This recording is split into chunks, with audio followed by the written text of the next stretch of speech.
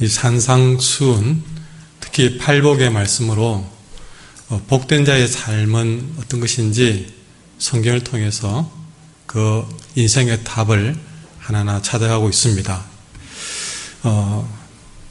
총 8복 가운데 4개의 복을 말씀드렸고 또 앞으로도 4개의 복을 말씀을 드리려고 하는데 이 8복의 말씀을 우리가 들으면서 하나 명심해야 될 것은 무엇이냐?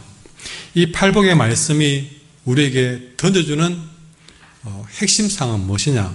한마디로 말해서 하나님의 백성이 세상에 살지만 그 세상 속에서 세상과 다르게 사는 법을 우리에게 말씀해 주고 있습니다.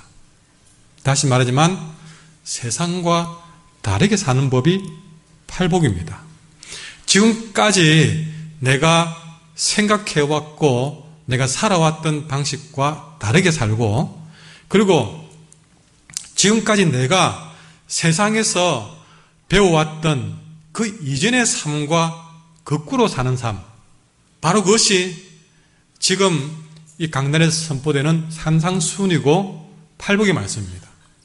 그러니 우리는 이 말씀을 들을 때마다 여지없이 깨어질 수밖에 없습니다. 내가 배운 것과 다른 이야기를 하기 때문에 내가 원하는 것과 내가 살아온 것과 다른 이야기를 하기 때문에 이 복에 대한 말씀을 들으면서도 갈등이 생기고 때로는 난처하게 되고 당황하게 될 수 있습니다. 그러나 이 하나님의 말씀 앞에서 그것이 정상입니다. 다르게 살고 있었기 때문에 우리는 분명히 이 말씀을 들으면서 내가 지금까지 잘못 생각했구나, 내가 이제부터는 다르게 살아야 되겠구나 하는 생각이 정상적이라는 것이죠. 여러분, 우리가 예수님 안에 우리가 있는 순간부터 그때부터 날마다 달라지게 됩니다. 그 달라짐은 예수님 안에서 날마다 달라져야 되는 것은 그것이 바로 새로워지는 것이기 때문에 옛 사람을 벗어버리고 새 사람을 입는 것이기 때문에 너무나 중요한 얘기입니다. 우리가 교회 와서 한마디 듣고 참 좋은 말 들었다, 그게 아니라 우리는 매 순간순간마다 예수님 안에서 날마다 달라져야 됩니다. 그것은 새로워지는 길입니다. 오늘 내게 주신 말씀 때문에 다르게 사는 바로 그것이 세상과 다르게 하는 법이고 바로 그것이 내게 진실로 복이 되는 길로 간다는 것을 팔복은 우리에게 말씀해 주고 있습니다. 그 다르게 사는 삶의 원리가 이 산상수훈에 고스란히 담겨 있으니 여러분은 귀를 기울여서 귀 있는 자는 오늘 이 말씀을 우리 믿고 듣고 따라야 될 줄 믿습니다. 특히 오늘 주신 말씀처럼 긍휼히 여기며 사는 것이 세상과 다르게 사는 삶입니다. 따라합시다. 긍휼히 여기며 사는 것이 세상과 다르게 사는 삶입니다. 예, 우리 사람에게 긍휼히 여기며 삽시다. 인사하십시오. 왜 긍휼히 여기는 것이 세상과 다른 삶이냐면요, 여러분, 세상에는 사실은 있는 듯 했지만 없고 진짜인 듯 했지만 가짜인 긍휼들이 있습니다. 그러니 다시 말하면 하나님이 말씀하시는 이 긍휼은 세상에서 찾아볼 수 있는 가치가 아니란 것입니다.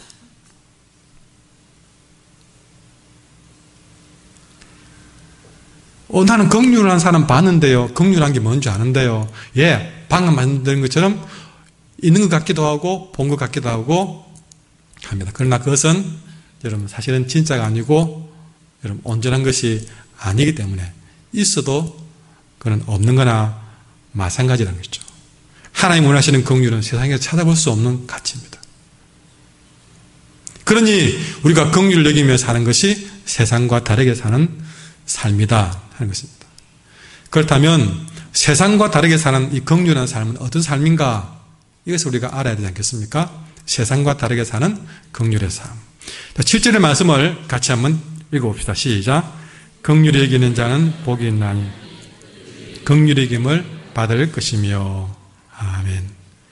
이 본문의 말씀을 3번 얘기는 이렇게 표현했습니다.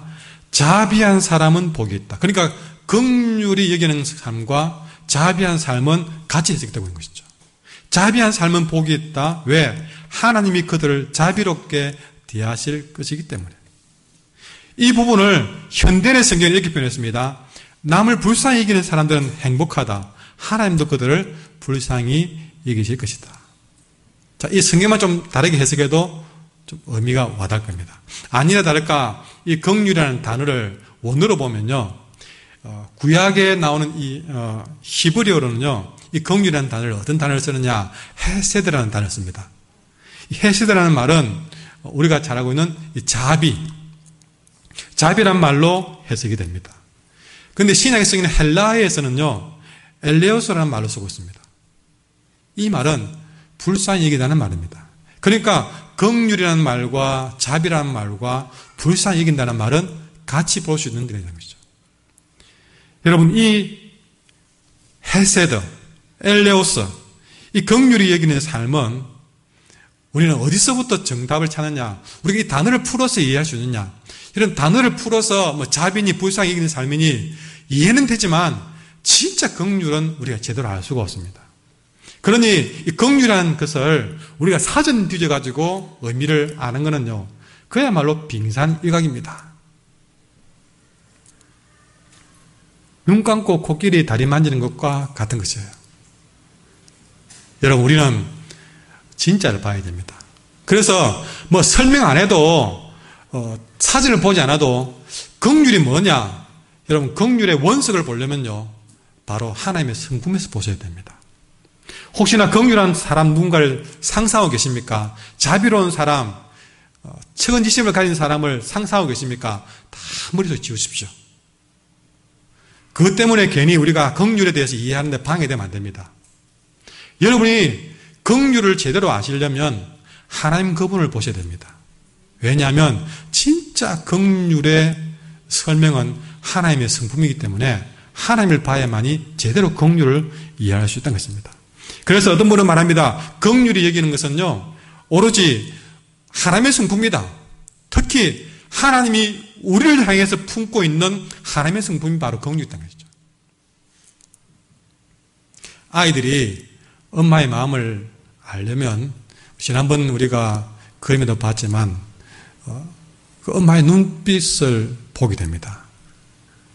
눈빛요.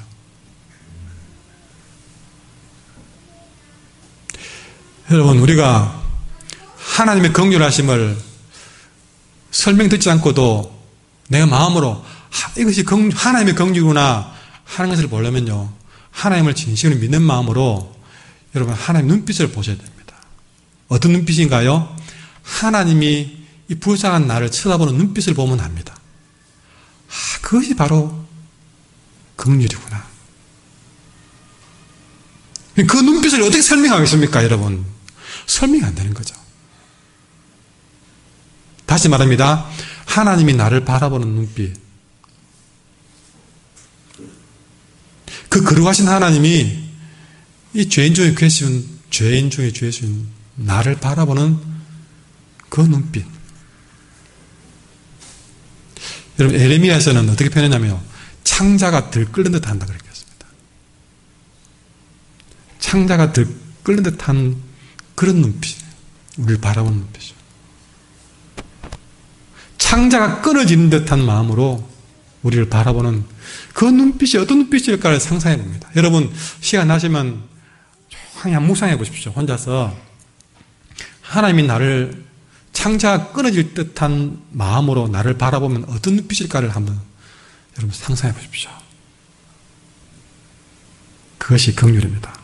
좀 더 이 긍휼의 마음을 구체적으로 설명하기 위해서 이렇게 설명해 보겠습니다.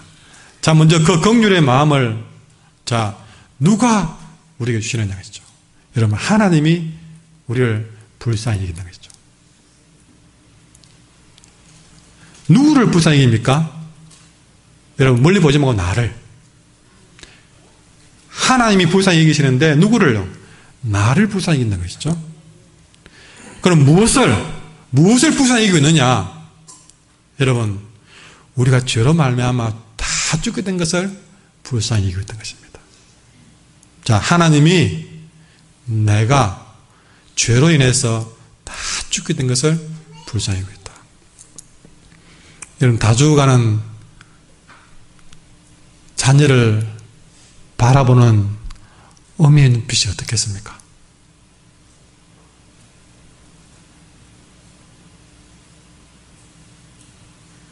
그런 일이 없어야 되겠지만, 여러분, 그런 끓는 창자가 끊어진 듯한 그 자녀의 생명이 꺼져가고 있는 그 순간을 부모로서 지켜봐야 될 그 아픔을 여러분 아십니까?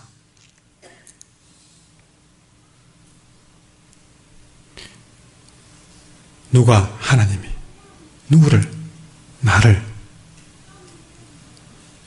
무엇을 불쌍히 받느냐? 내가 죄로 말미암아 죽게 되니 다 죽게 된 것을 불쌍히 보고 있던 것이죠. 왜 그런 마음을 보느냐? 왜? 그가 나를 사랑하시니까 불쌍히 보고 있는 것이죠. 너무 그를 사랑하니까 죄로 죽어가는 것을 얼마나 불쌍히 여러분 창자가 끊어졌다는 마음으로 보고 있던 것이죠. 근데 여러분, 더 중요한 것은요, 내가 언제 어떤 상태에 있을 때 그렇게 창자가 끊어질 듯한 눈빛으로 나를 불쌍히 봐느냐는 것입니다. 여러분, 성경에서는 로마서에 보니까요 이렇게 표현했습니다. 우리가 아직 죄인 되었을 때에, 우리가 아직 연약했을 때에, 로마서 5장 10절에 보니까 우리가 아주 하나님과 원수 되었을 때, 다시 말해서 우리는 아직도 하나님 앞에 회개의 말 한마디도 하지 못하고 있는 그런 순간에 우리를 불쌍히 여기는 창자가 끊어질 듯한 마음으로 우리를 불쌍히 보고 있다는 사실입니다. 하나님의 긍휼을 우리가 묵상할 때에 이 점이 굉장히 중요합니다. 여러분, 우리가 이 시간에 열심히 찬양하고 예배드리고 하나님을 사랑한다고 고백하는 그 순간에 우리를 불쌍히 받느냐? 여러분, 그것도 감사한 일이죠. 그러나 우리가 하나님 앞에 그렇게 뜨겁게 찬양하고 사랑한다고 고백할 때가 아니라, 여러분, 우리가 아직도 회개도 못했는데, 회개할 생각도 못하고 있는데 하나님과 원수같이 행하고 있는 그런 순간에 내가 그 죄 때문에 죽어가고 있다는 사실을 바라보는 그 아버지의 마음, 그것이 바로 긍휼한 마음이었고 나를 불쌍히 여기는 마음이었던 것이죠. 회개를 하지 않는 나를 바라보는 아버지가 나를 바라보는 그 마음이 불쌍히 여기는 마음이란 거죠. 여러분, 중요한 것은요, 하나님이 나를 그렇게 불쌍하게 보았기 때문에 우리에게 회개할 기회가 주어진 것이다.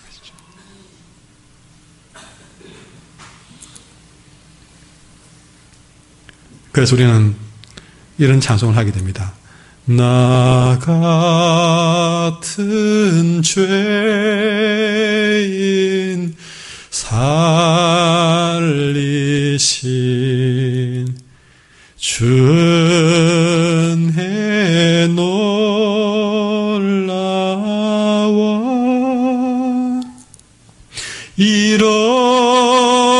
잃었던 생명 찾았고 광명을 얻었네. 여러분, 나 같은 죄인을 불쌍히 보았기 때문에 우리가 그런 은혜를 받았기 때문에 우리가 그분 앞에 두 손 두 발 다 들고 회개할 수 있었던 것입니다. 그래서 잃었던 생명을 찾았고 광명도 얻은 것이죠. 이 이야기를 좀 더 보충해 주기 위해서 삭개오 이야기를 해드리겠습니다. 여러분, 삭개오 이야기 아시잖아요. 뽕나무 위에 올라가는 삭개오 이야기. 예수님이 많은 사람들에게 천시받은 세리장 삭개오를 만났습니다. 이 삭개오는 사람들 앞에 서지도 못할 인생을 살았습니다. 얼마나 부끄러운 인생을 살았는지 모릅니다. 그런데 그런 삭개오를 봤을 때 주님이 하신 말씀이 내가 오늘 너희 집에 가겠다고 했습니다. 여러분, 이 부분을 우리 자세히 보십시오. 그 어느 부분도 삭개오가 주님 앞에 엎드려 회개했다든지 그건 전혀 없습니다. 그보다 먼저 아무도 사람 앞에 나서지 못할, 그 사람들 무리에 서지 못해서 뽕나무 위에 홀로 주님을 바라봐야 됐던 그 삭개오를 불쌍히 여기신 것이죠. 다시 말하지만 세례 삭개오가 회개도 하기 전에 내가 너희 집에 가야 되겠다고 그를 받아주신 것입니다. 이것이 바로 하나님의 긍휼입니다. 우리 대부분 다 죄송하지만 여기 교회 오신 사람들이 압니다. 근데 불쌍히 여기셔서 우리 다 받아주셨습니다. 때로는 한 달이 지나고 아니면 당일날 마침 그날 예배 드리는 날, 때로는 교회 다니면서 1년이 지나고, 때로는 나도 모르게 1년도 2년 3년도 그렇게 지나다 보니 믿음도 없는데 집사 집분도 주고, 그래 살다가 집사가 된 지도 오랜 세월이 거치고 수년이 지나고 10년이 돼도 믿음 없이 지나다가 어느 날 말씀이 내 마음에 꽂혀서 그때서 비로소 진심으로 회개했다. 그런 사람도 있습니다. 대부분이 그래, 대부분이다. 처음부터 회개 준비 다 하고 믿을 준비 다 하고 주님 섬길 준비 다 하고 도는 사람 아무도 없습니다.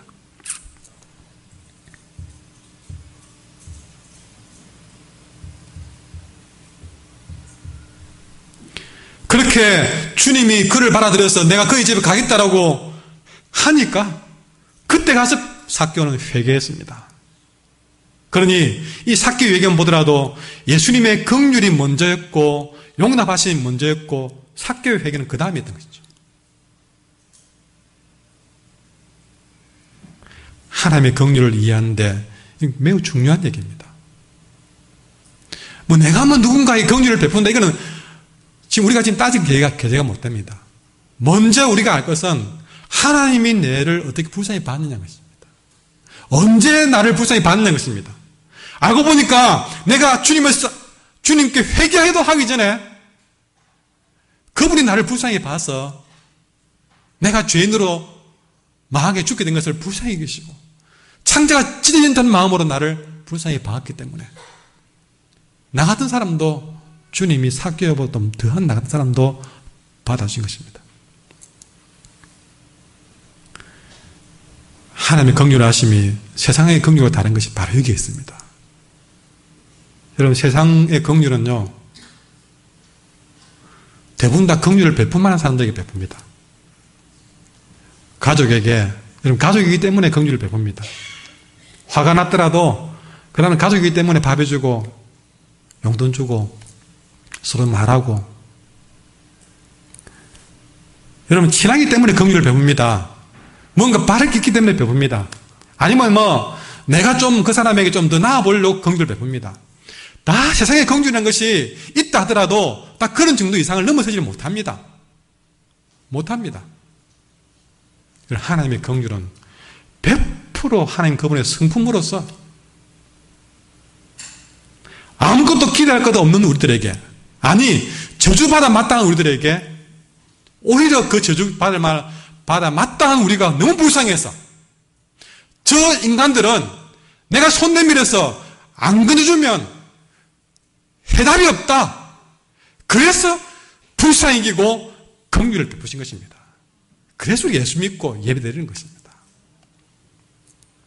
여기 나온 사람들 아무리 세상 사람 그 누구보다도 여러분 그것보다 나아서 온 사람 아무도 없습니다. 전부 다 100% 다 하나님이 불쌍히 봐서 온 겁니다. 어찌 보면요, 안 믿는 저들이 불쌍한 게 아니라 내가 더 불쌍한 인생이에요.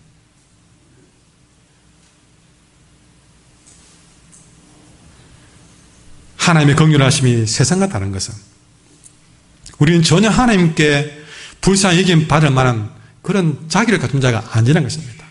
우리는 그분이 나를 불쌍히 여길 때에 나는 그때도 여전히 죄인이었고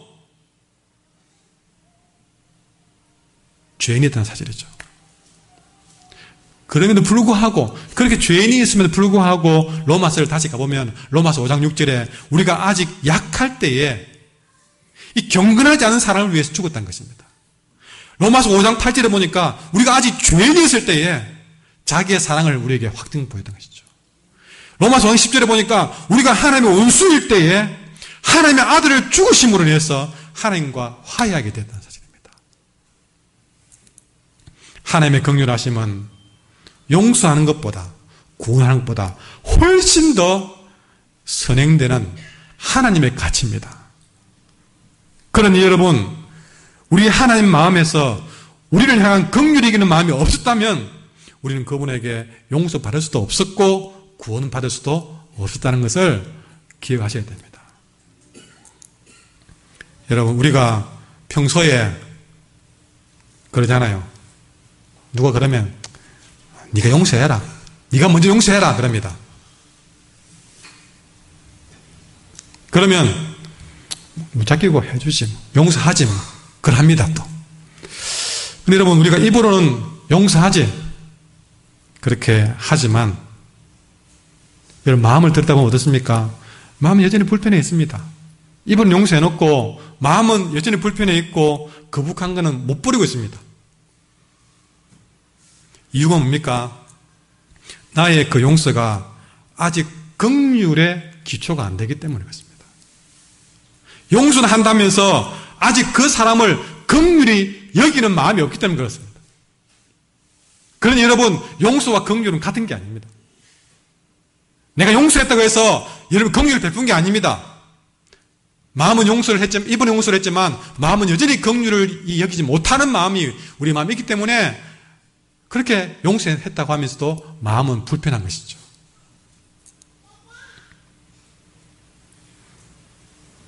그러니 용서에 앞서서 우리가 먼저 가져야 될 것은 긍휼히 여기는 마음이 먼저 있어야 한다는 사실입니다.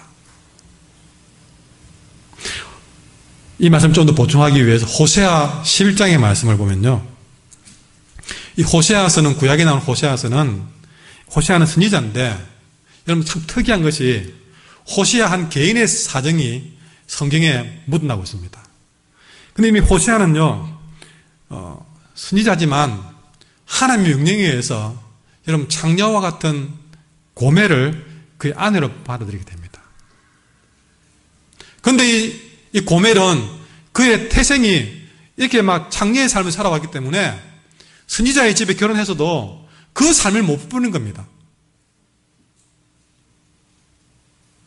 결국에는 이 고멜은 또다시 그 자기에게 헌신적인 그런 사람을 바라주었던 호세아의 마음을 저버리고 다시 그 옛사람을 몸버려서 세상에 나와버립니다.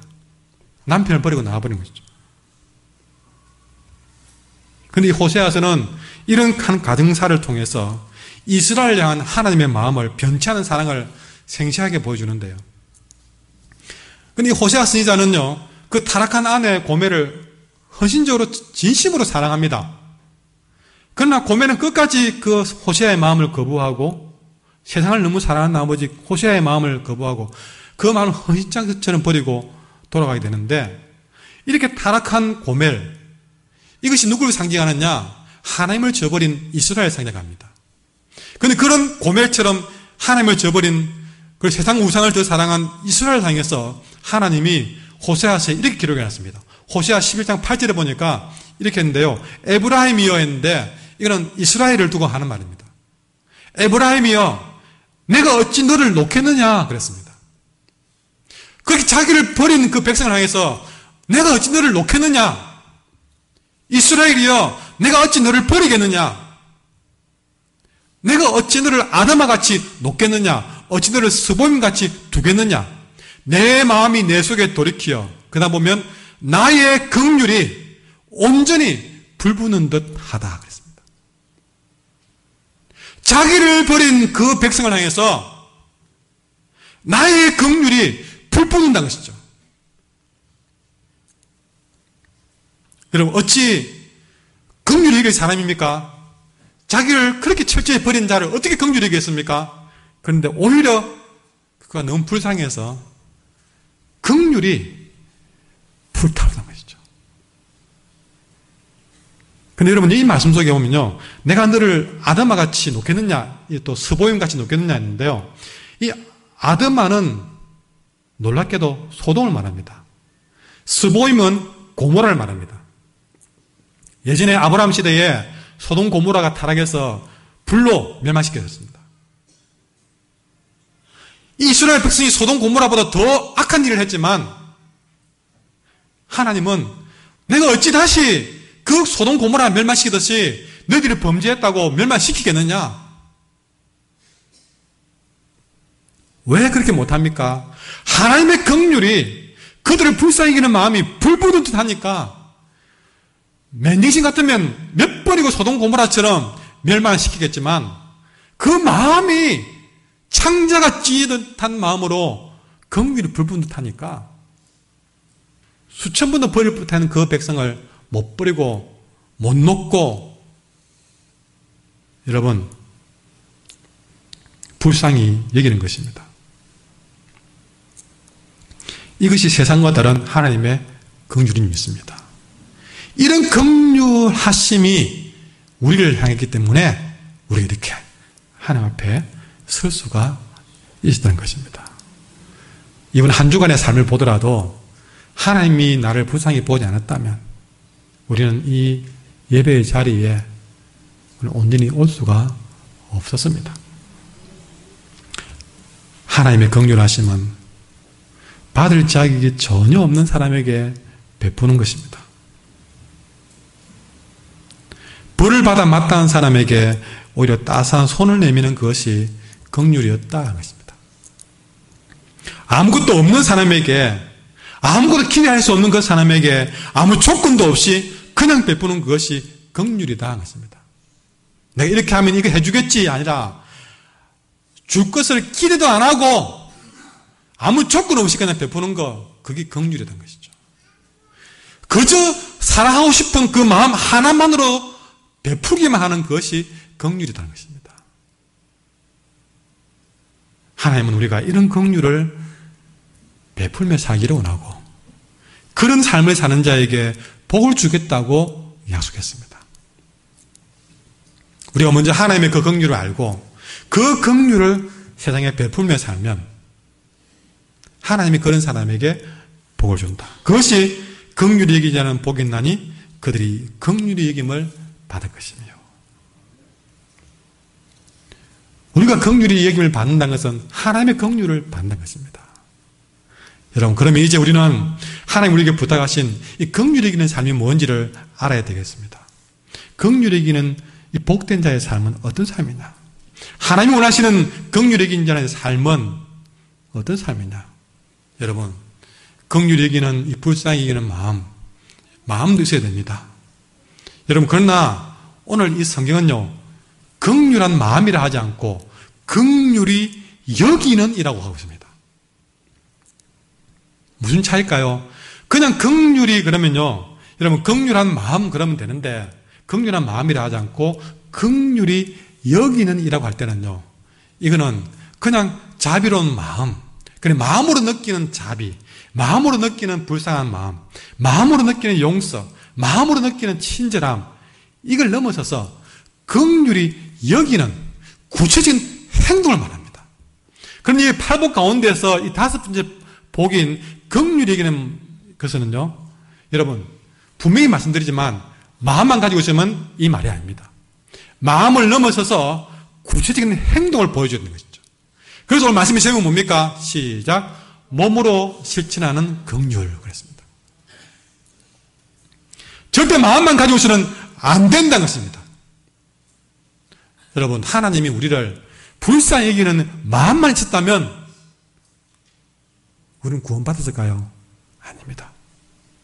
긍휼히 여기는 마음으로 우리는 도무지 하나님이 하나님의 아들을 보내어 십자가에 못 박지 않으면 답이 없다는 것을 아시기 때문에 긍휼히 여기는 마음을 가지고 예수님을 그의 아들을 십자가에 못 박는 구체적인 행동을 했기 때문에 우리는 구원을 받은 것입니다. 어제 아래 5월 8일 날 어찌 보니까 희한한 그림이 있어가지고 눈여겨보니까 어버이날이잖아요. 그죠?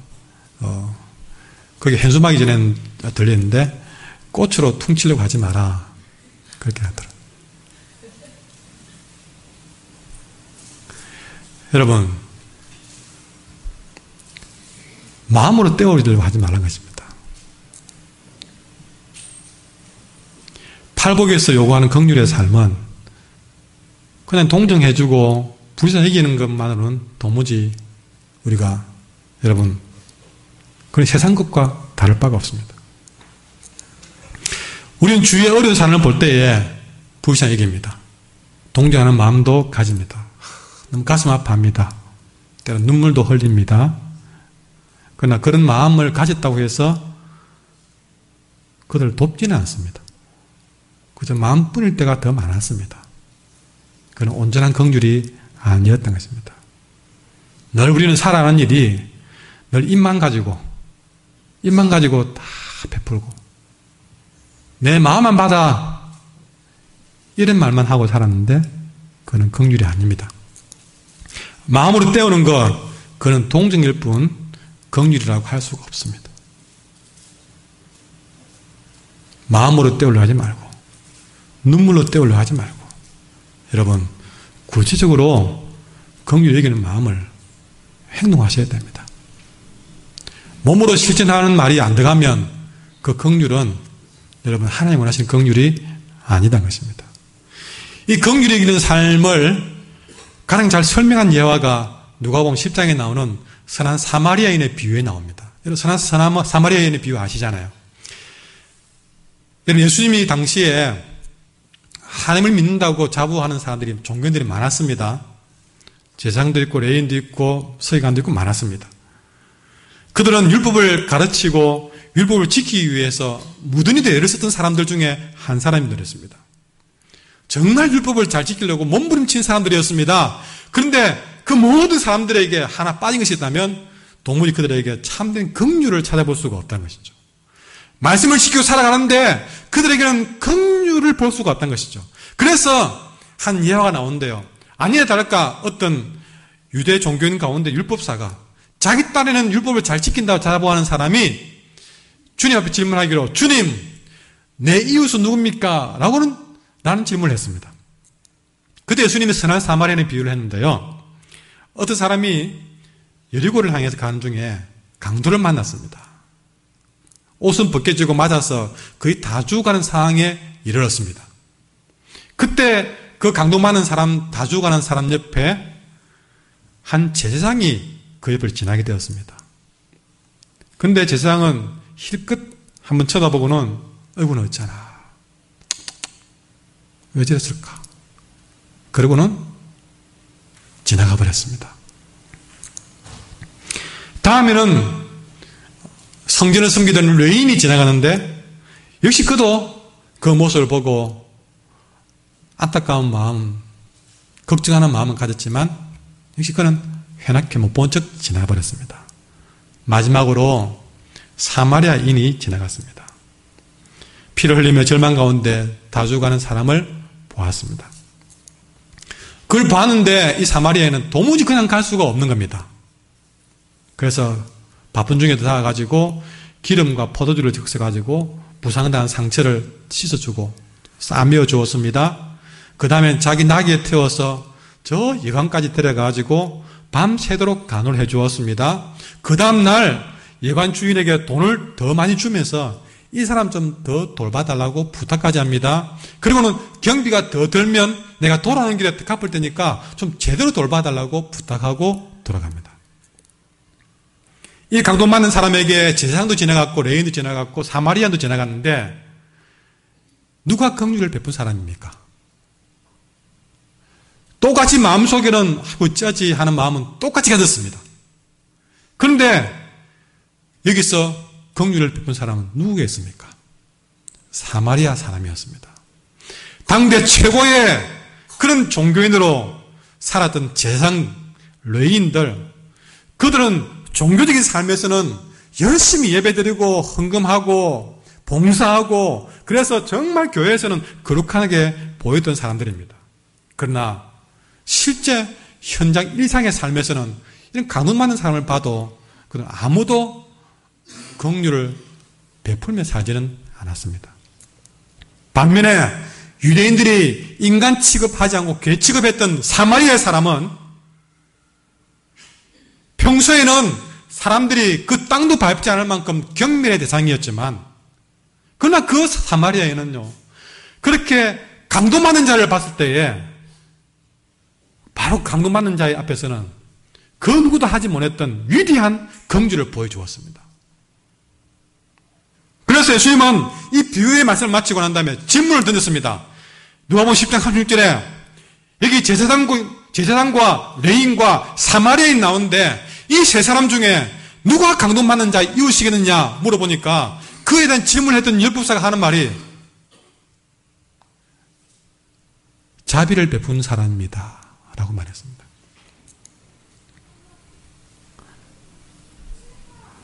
여러분,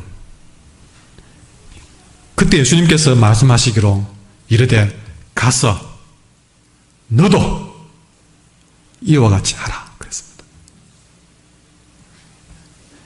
율법사는 그 비유 중에서 누가 참된 이웃인지 깨달았습니다. 그것은 바로 자비를 베풀었던 사마리아 사람입니다. 그래서 자비를 베푼 자니이다 그랬는데, 여러분 놀랍게도 이 자비라는 단어가 바로 엘레오스, 긍휼한 것이죠.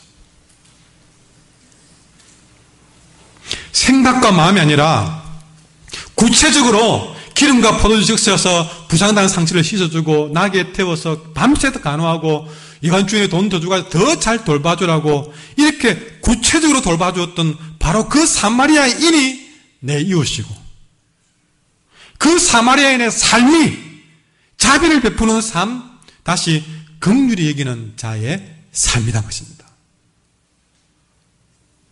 결과적으로 예수님은 율법사에게, 우리들에게 뭐랍니까? 가서, 이 간다는 말은요, 역시 구체적인 삶을 말합니다. 가서 너도 이와 같이 하라. 여러분, 생각만 갖지 말고 구체적으로 온몸으로 긍휼을 실천하라. 여러분, 이 사마리아인 비유에서 확고하게 나오지 않습니까? 좀 더 분명히 하기 위해서는 성경으로 풀어가겠는데요. 마태복음 25장에 보니까 31절부터 이런 얘기가 나옵니다. 주님이 마지막에 와서 심판을 하는데, 여러분, 주님이 천사와 함께 와서 영광의 보좌에 심판대 앞에 탁 앉아가지고요, 모든 민족을 둘로 나눕니다. 하나는, 여러분, 양은 오른편에, 염소는 왼편에 세웁니다. 양의 무리에 서 있는 오른편에 있는 자들에게 말합니다. 왕이 말하기로 내 아버지의 복을 받은 사람들아 그럽니다. 하나님의 복을 받은 사람들아 그럽니다. 내가 와서 세상이 창조된 때부터 너에게 준비된 나라를 너에게 다 물려주겠다 그랬습니다. 그러면서 하는 말이, 너희는 내가 굶주릴 때 먹을 것 주었고, 내가 목마를 때 마실 것 주었고, 내가 나그네 되었을 때에 너희 집에 맞아들였고, 내가 벗었을 때에 입을 것 주었고, 병들었을 때 간호해 주었고, 갇혀있을 때 찾아주었다. 그리 말하는 겁니다. 근데 이 말을 들었던 이 양의 물에 서 있던 사람들이 가만히 듣다 보니까, 내가 언제 그랬지? 하나 손을 듭니다. 주님, 고맙기는 한데요, 우리가 주님 굶주린 거 본 적이 없는데요. 그래서 주님 굶주린 것을 보고 음식 대접한 적, 목마른 것 보고 마실 것 준 적 없는데요. 그러니까 왕이 웃으면서 하는 말이에요. 내가 분명히 말하지만 너희가 세상에 있는 많은 사람들 중에 정말 아주 보잘것없는 사람, 그 한 사람에게 네가 그 아무도 안 봐주는 그 사람에게 먹을 것 주고 마실 것 주고, 그게 바로 내게 한 일이었다 그러는 거예요. 그리고 염소의 줄에 선 사람에게 말합니다. 이 저주를 받은 사람들아, 이쪽 편 아닙니다. 이제 하다 보니까 좀 오해하지 마세요. 예. 저주를 받은 사람들아, 너희는 내게서 떠나 마귀와 그 부하들을 위해 준비된 영원한 불에 들어가라 그럽니다. 그러면서 하는 말이 반대로, 너는 내가 굶주릴 때 먹을 것도 안 주고, 목마를 때 마실 것도 안 주고, 벗었을 때 입을 것도 주지 않고. 그러니까 여기서 난리 났습니다. 내가 언제 주님 굶주린 것, 목마른 것, 나그네 된 것, 벗은 것 모른 척 했습니까? 그러니까 이 왕은 화가 나서 하는 말이, 내가 분명히 말하지만 너희가 이 보잘것없는 사람 하나에게 안 했던 그 일이 바로 내게 하지 않은 일이었다라고 하는 것이죠. 그렇게 해서 염소의 줄에 선 이 사람들은 영원한 형벌 받는 곳으로, 양의 줄에 선 어려운 사람들은 영원한 생명을 누리는 곳으로 갈리워지게 되는 것이죠. 하나님의 심판대 앞에서 이렇게 긍휼히 여긴 자의 삶과 그렇지 못한 자의 삶이 확연하게 나누어진 것을 보게 됩니다. 여러분, 우리는 여기서 깜짝 놀라지 않을 수 없습니다. 그때 내 눈앞에서 누군가 아프다 할 때에 내가 뭘 했던가? 그때 내와 상관없던 그 사람이 내 앞에서 굶주려질 때 나는 뭘 했던가? 그래서 아이고 불쌍하다. 감동받는 자를 본 레인의 마음처럼 아이고 불쌍하다. 좀 열심히 살지. 아니 누가 좀 도와주겠지. 나 지금 돈이 없네.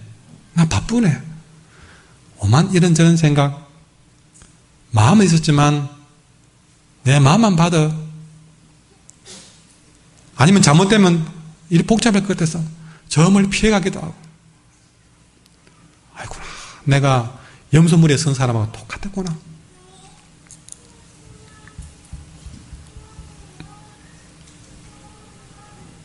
늘 마음밖에 없었고 뭐 하나 실천한 것이 없네. 여러분, 긍휼 여기는 마음은 언제나 마음과 행동이 함께 가야 됩니다. 또 다른 성경을 가지고 또 말씀을 보충하는데요. 여러분, 다윗, 이 사람이 많은 사람들의 존경을 받는 이유는요, 사무엘상 22장에 보면 이런 이야기가 있습니다. 이 다윗은 그 당시 사울에게 목숨이 왔다 갔다 할 정도로 쫓겨다녔습니다. 얼마나 갈 데가 없으면 아둘람 동굴에 숨어 지냈습니다. 여러분, 갈 데가 없으니까 동굴에 곱하게 숨어 있었는데요. 그것이 바로 아둘람 동굴이었습니다. 광야에다가 동굴이었어요. 물 한 모금, 풀 한 폭이 얻을 수 없는 곳이 광야입니다. 아무것도 없는 곳이었습니다. 거기에 몸을 숨겨야만 했습니다. 그런데 여러분, 바로 그렇게 자기 한 몸 간수하기도 바쁜 이 아둘람굴에 숨어있는 다윗에게 한 사람, 두 사람 누가 어떻게 아는지 찾아오는 거예요. 그러기로 근 400명 가까이 찾아와 버렸습니다. 이걸 두고 사무엘상 22장에 그렇게 아둘람굴에 숨어있는 다윗을 찾아온 사람들을 어떻게 표현했냐면요, 거기에 다윗을 찾아온 사람들이 누구냐? 압제를 받는 사람들, 빚에 시달리는 사람들, 원통한 사람들, 억울한 일 당한 사람들, 그런 사람들이 다윗에게 몰려왔다. 여러분, 가족들이 찾아오면 뭘 하겠습니까? 그건 가족도 아닌 다른 사람들인데요. 그 사람들은 다윗의 인생에 아무런 도움이 안 됩니다. 성경에 말했듯이 문벌도 좋지 못하고 힘도 없고 재물도 없고 오히려 남에게 압제받고 빚을 지고 원통하고 억울한 일 당하고 전부 다 돌봐줘야 될 사람들밖에 오지 않습니다. 지금 내 한 목숨도 건사하기 힘든데 400명이 될 만큼 돌봐줘야 될 사람들까지 다 보태 놓았으니 다윗이 얼마나 죽을 지경이겠습니까? 혼자라면 피하기도 좋은데 400명이나 건사하기 때문에 그만큼 한 번 피하려면 더 힘들었다는 사실이죠. 그러나 다윗은 그들을 외면하거나 거부하지 않았습니다.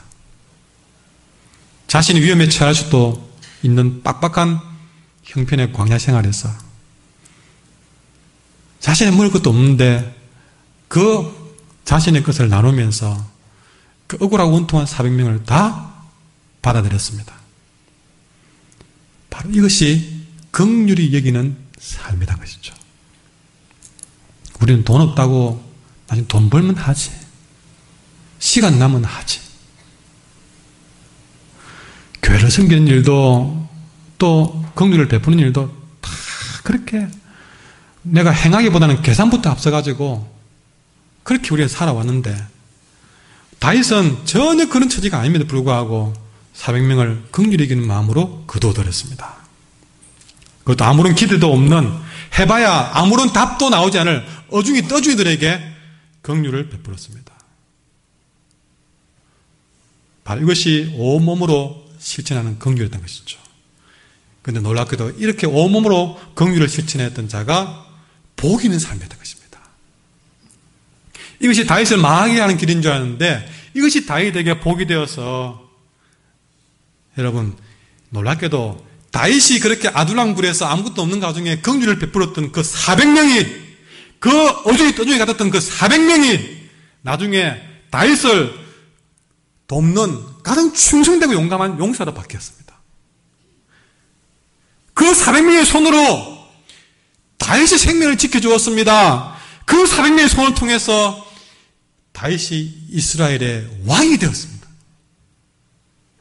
이것이 긍휼히 여기는 삶을 산 다윗에게 베푸신 하나님의 복이라는 건 사실입니다. 따라하십시오. 축복의 통로. 언제부턴가 교회에서 축복의 통로란 말이 많이 사용하게 되었습니다. 그러니까 축복의 통로란 말은 하나님의 축복을 다른 사람들에게 전달해주는 역할을 한다고 해서 축복의 통로라고 하지 않습니까? 정말 좋은 말입니다. 그래서 많이 씁니다. 여러분, 어떻게 하면 축복의 통로가 되느냐? 오늘 말씀처럼 긍휼히 여기는 삶을 몸으로 실천하는 사람이 하나님의 축복의 통로가 되는 사실입니다. 내가 먼저 하나님의 긍휼을 제대로 맛보고 그것이 너무 좋아서, 그것이 너무 행복해서 그것을 이웃에게 내가 통로가 돼가지고 긍휼히 여기는 삶을 통해서 그 긍휼이, 하나님의 긍휼이 흘러가게 만드는 것, 그 이웃에게 긍휼을 행함으로써 더욱더 행복해지는 것, 이게 바로 축복의 통로가 되는 삶이죠. 그러니 우리가 하나님의 축복의 통로가 되려면 긍휼히 여기는 삶을 온몸으로 실천해봐야만이 축복의 통로가 되는 삶을 살 수 있다는 것입니다. 여러분, 잠언시 21장에 보니까 귀를 막고 가난한 자가 부르짖는 소리를 듣지 않으면, 그렇습니다. 그러니까 가난한 사람이 괴롭다고 소리칠 때에 내가 귀를 막고 그 가난한 사람의 소리를 듣지 않으면 어떻게 하느냐? 그러면 네가 부르짖을 때도 들을 사람 아무도 없다 그럽니다. 여러분, 긍휼을 베푸지 않은 사람은요, 긍휼을 받을 수가 없습니다.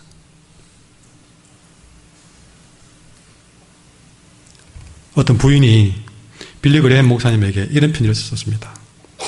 목사님, 저는 올해 65입니다. 아이들은 출가했고 남편도 먼저 죽었습니다. 그래서 저는 세상에 가장 외로운 사람입니다. 어떻게 할까요? 빌리 그레햄 목사님이 그 부인에게 답을 주기로, 걱정하지 마세요. 자매님이 가진 신앙과 가진 모든 소유를 주위 사람들에게 나눠 주십시오. 얼마 뒤에 이 부인에게 편지가 왔습니다. 목사님, 저는 동네에서 제일 행복한 사람이 되었습니다. 이웃과 나누는 데서 새로운 기쁨과 행복을 드디어 찾았습니다. 여러분, 이 이야기는 긍휼히 여기는 것이 얼마나 귀한 축복인지 말해주고 있습니다. 여러분, 오늘도 생각만 하고 감동만 받고 느끼기만 하고 끝내버리면 안 됩니다. 그래서 이번 사랑방에는 여러분 앉아서 나누는 것도 좋지만 이번 사랑방에서 뭐든지 하나라도 몸으로 여러분 사랑방 가족이 실천할 수 있는 긍휼이 뭔가를 하나 실천하십시오.